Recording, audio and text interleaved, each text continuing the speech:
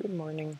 I'm already like taking 5 attempts at this, but this is not really structured or planned. I just want to try and get the ball rolling on recording more informationally dense tutorials, especially because I'm not very good at writing long form documentation.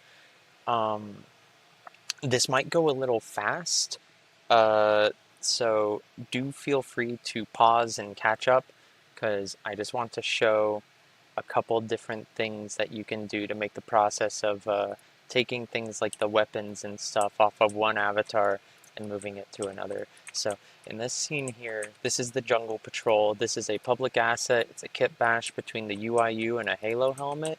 And I was also working on another model that uses the UIU as a basis. This is Gary Gray Kit. I'm going to be transferring the systems from the Jungle Patrol onto Gary Gray Kit in various ways.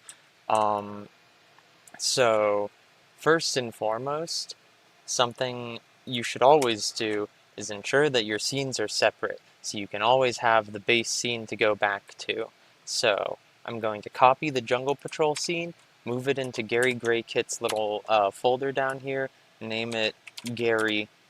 Perfect. And then just double click it to open it. Double check at the top here that you are in fact in the Gary scene.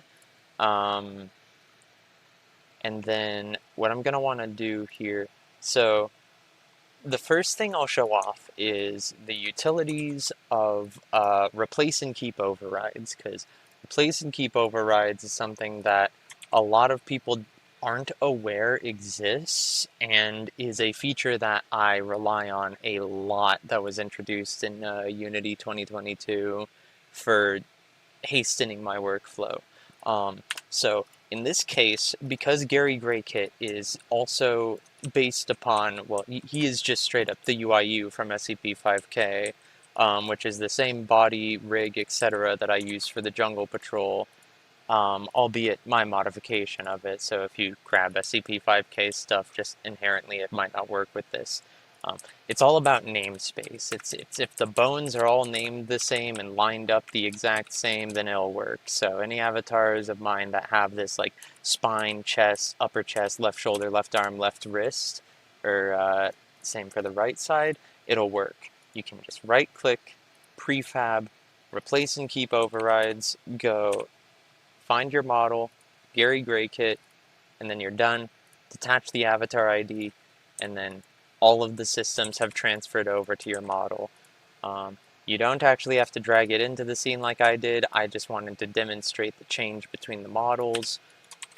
Um, this won't be the only thing that I record, but I just wanted to show its initial utility.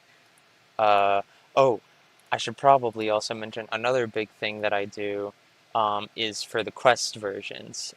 So first off, let me make a folder that's dedicated to quest directly and new scene. You don't have to make a new scene. You can also just duplicate the avatar in one scene, but this has some occasional issues that can be brought up. It's just, remove all the PC only stuff, and then you can then use the replace and keep overrides feature again, and you can go like QST FA9 Viper like it has here, and find the quest variant of the PC prefab, and just use that replace and keep overrides. Remember, under the prefab replace and keep overrides menu, and just slap on the quest prefab right then and there, and then you will have to rename it because it'll automatically rename the prefab. But the namespace for all of the weapons is generally the same and pretty generic, so it's like rifle capital R, and then if I was to build this and put it in play mode, it would function correctly just as the quest version. And I believe it can also be done the other way, so if you accidentally fucked up the PC scene or something and need to reconvert the quest scene to be PC, you can also just convert it back to being the PC version of the gun.